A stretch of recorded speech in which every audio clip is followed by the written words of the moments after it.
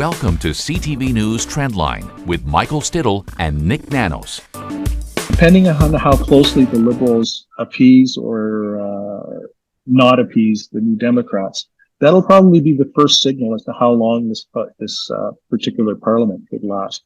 Because if the Liberals are strident in terms of not doing anything for the NDP, that'll basically put everyone on notice that we could be heading into an election. If the Liberals appease the NDP, then it'll look like they'll be wanting to keep this particular parliament alive as long as possible. The interesting thing is that, we ask Canadians, which parties they trust to responsibly manage the finances of the government of Canada. And we have some baseline numbers to compare it against. And, the good news for the Conservatives and the bad news for the Liberals is that Canadians are more likely to trust the Conservatives rather than the Liberals to responsibly manage the finances of the government. About 28% trust the Conservatives. It's up about 5 points. About 22% trust the Liberals. They're down 6 points. The NDP are at 9, which is not a big surprise.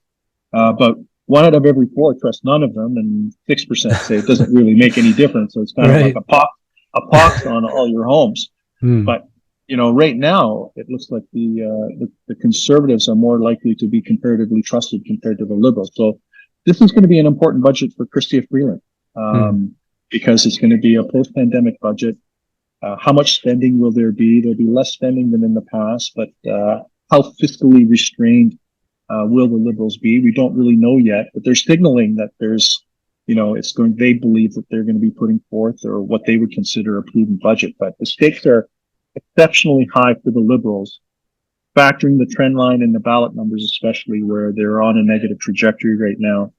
And they have to try to reverse that particular trend that's working against them. They also have to work to keep the New Democrats not happy, but they have to keep the New Democrats not unhappy is probably a better way to describe it. So I guess one thing that we know will be in the budget is the healthcare spending after the federal Liberals have made a lot of deals with provinces on to boost spending.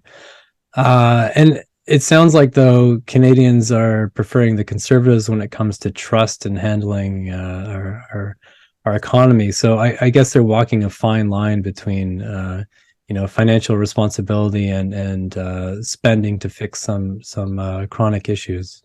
Yeah, and the polling also suggests, we know that healthcare continues to be the top unprompted national issue of concern. So perhaps one path forward for the Liberals that would keep the New Democrats happy and help them is to re-engage on healthcare. If they could add something new on the healthcare front, that would probably be well received. And we also know by looking at the trend line is that the Liberal numbers went up when they focused on healthcare, and after they stopped focusing on healthcare, then the Liberal numbers went back down. So I wouldn't be surprised to see something on healthcare in order to try to reverse the trend that's currently working against the Liberals.